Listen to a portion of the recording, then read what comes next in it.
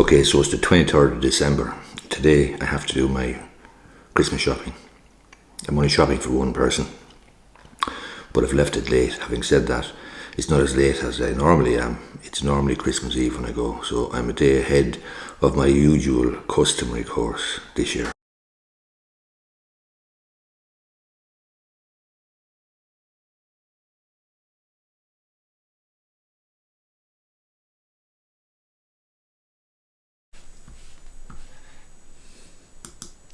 Publishing a new video there this morning on my YouTube channel. The last couple of videos I published have garnered a lot of views, a lot of comment. They were quite controversial. One of them was to do with, or two of them was to do with Enoch Burke, the jail school teacher, and the other one was to do with Sean Quinn and the loss of his empire as such, and the Quinn Country documentary that was on TV. So I did two videos, or I did a video on the Quinn Country documentary, just giving my views, my comments and so on, and then I did a video about Enoch Burke. I've kind of covered the Enoch Burke story, the school teacher, jail school teacher from Wilson's Hospital School in Westmeath, and he was released from prison there the other day. So there's been a huge amount of comment, a huge amount of views, and a huge amount of new subscribers on my channel. Today I'm putting up another video there, publishing another video. I have a lot of them actually in the pipeline, and I'll have even more in 2023, but the one I'm putting up today, to be honest with you, is not going to be all that controversial. It probably won't be that popular, but I'm going to put it up anyway. It's about probate claimants, and probate claimants being prepared to drain the estate of with legal costs. In other words, challenging an estate because they're disappointed or for some other reason, and basically being prepared to drain the estate with legal costs in their attempt to get basically a pull of money or something out of the estate. These are the observations of a retired judge there recently. I think she's retired anyway. Judge Miss Justice Butler, I think, and she was in charge of the probate list. But that's where I'm at this morning before I go shopping at 6 o'clock. And if you have a look there, you'll see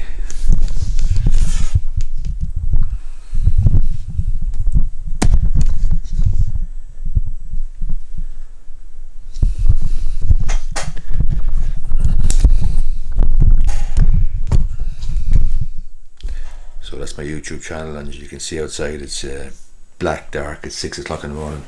I get up at 5 o'clock every day, regardless of whether it's holidays or not. We're on holidays now, thankfully, but I'm looking forward to the break. But my idea of a break and other person's idea of a break are completely different. I like getting up early, and that's what I do.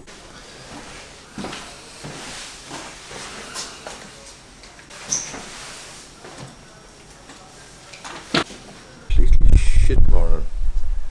Slashing rain, and unfortunately I'm going to try and get my run in though before I go to Liffey Valley. It's going to be tight.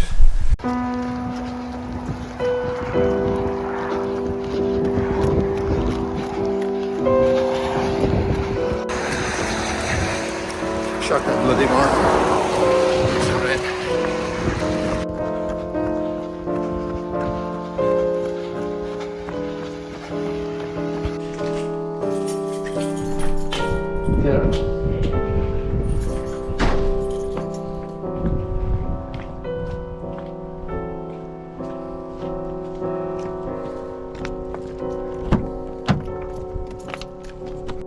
Seared his flesh. Folding the page into his pocket, he turned into Eckler Street, hurrying homeward. Cold oil slid along his veins, chilling his blood, age crusting him with a salt cloak. Well, I'm here now. Morning mouth, bad images. Got up wrong side of the bed.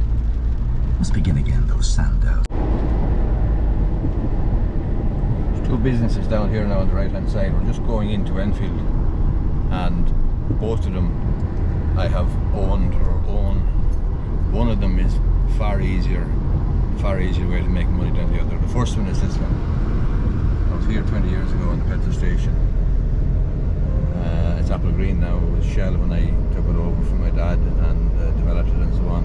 Tough way to make a living, especially on a day like today when it's absolutely lashing rain. Here's the other one. bachelor's practice.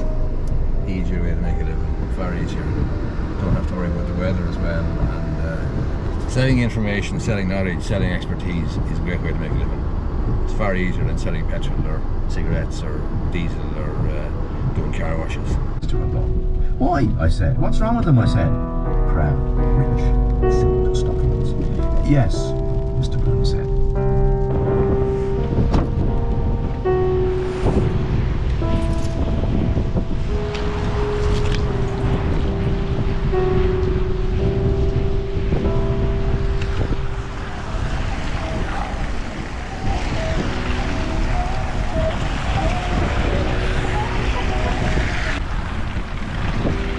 A rough morning, serious amount of rain after falling out. Anyway, my plan is to get in and out here fairly quick. I only have one shop really to go to, although I don't think it opens until 9:30, and it's only 9:05 or 9:10 now. So hopefully it won't be too long.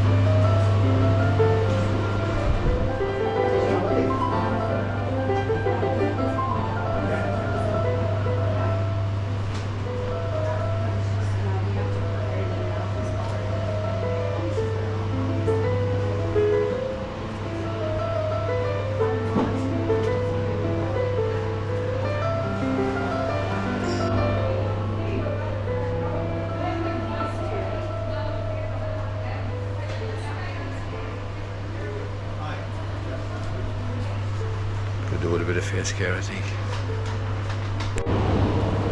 It's the last of my shopping now, thankfully.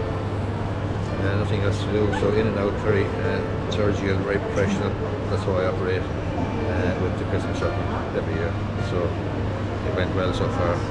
Anyway, hopefully getting out of this car park will be okay, but it's only 9:20 and I'm only here 10 minutes, so.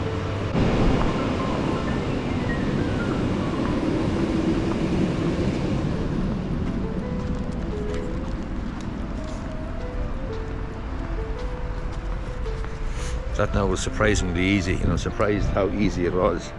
I'm in and out of Liffey Valley in about 15 minutes, and it's the day before Christmas Eve. And I thought I'd be bogged down with, difficulty perhaps with parking and so on, but obviously I'm early enough, which is, it's great to get in and out. I feel like a cheat, but I got what I wanted. That's the main thing. Finding my car now is the thing.